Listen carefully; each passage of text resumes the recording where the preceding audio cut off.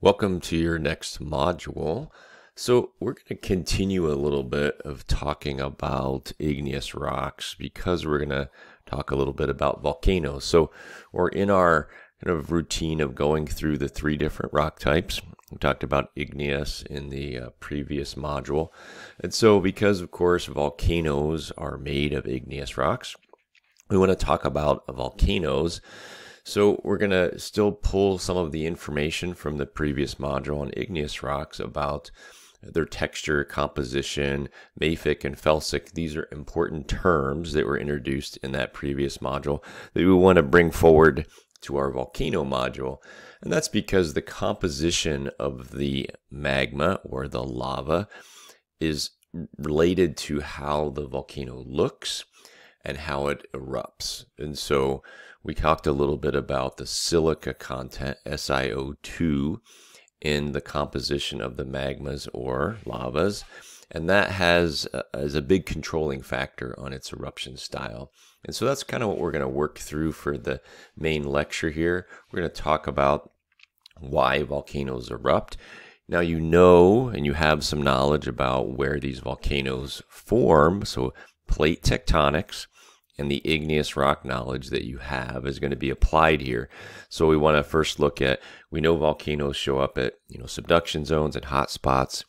If we know something about the composition of the rocks, we can predict the type of volcano that we will get in certain locations based on the compositions.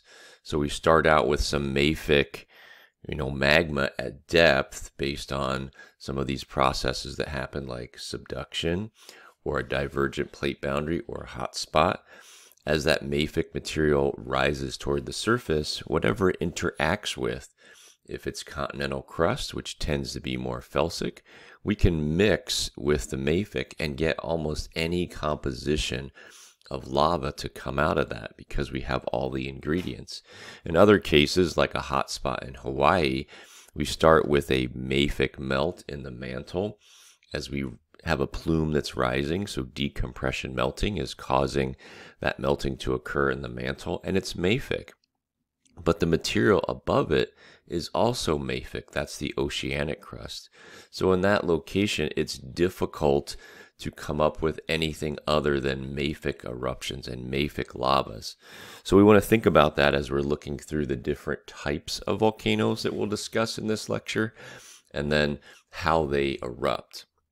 And so, of course, you have the PowerPoint, you have the video here, and some additional information in the chapter that'll walk through the different types of volcanoes and compositions and things like that you can look through. I've also added just these little short videos from YouTube that are talking about the hazards associated with each. So, of course, we want to link hazards to our volcanoes. Not all volcanoes have all the hazards. Composition-wise, because they erupt differently, they give us different hazards.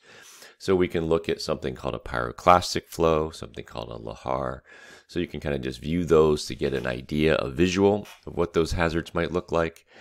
And then for the article, I'm going to have you look at something called the VEI, which is the Volcanic Eruption Index or Explosivity Index. And so it is basically a scale that we can use to inform the public or other scientists about how big the eruption was. It's mostly based on how much material we get ejected from the volcano, but you can go ahead and look at that video, read through it. It'll have a nice little chart that shows kind of how we do that, and then you can take the quiz on that. And then finally, I'm going to have you for the homework actually watch a video from How the Earth Was Made series on Krakatoa. It's actually really well made. They go through lots of the hazards because, of course, that volcano, when it erupted, was pretty severe. And so it included a lot of the hazards that you will be introduced to in the main lecture, but you'll be able to visually see those, see how we figured out they happened, kind of talk about all those things. So I think it's a really good video to kind of summarize a lot of the stuff that we'll be talking about in this module. So you can go ahead and watch that before you answer the questions, or even while you're watching it, you can answer the questions because there's no time limit there.